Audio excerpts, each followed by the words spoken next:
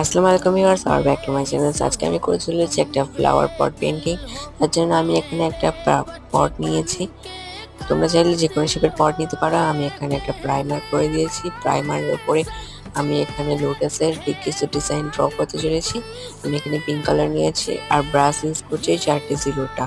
4টি জিরোর brush use করে আমি এখানে কয়টা লোটাসের ছাপ দিয়ে নেব।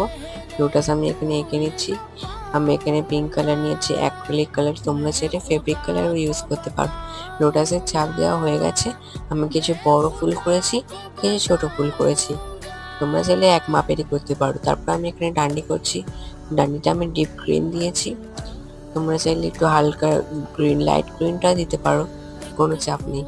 তারপর আমি এখানে প্রত্যেকটা ডান্ডিটা করে নেব। ডান্ডিটা করা হয়ে গেলে আমি এখানে অফ ক্যামেরায় পাতাগুলো করে নিয়েছি। কেমন হয়েছে কমেন্ট জানাবেন। ভালো লাগলে চ্যানেলটি সাবস্ক্রাইব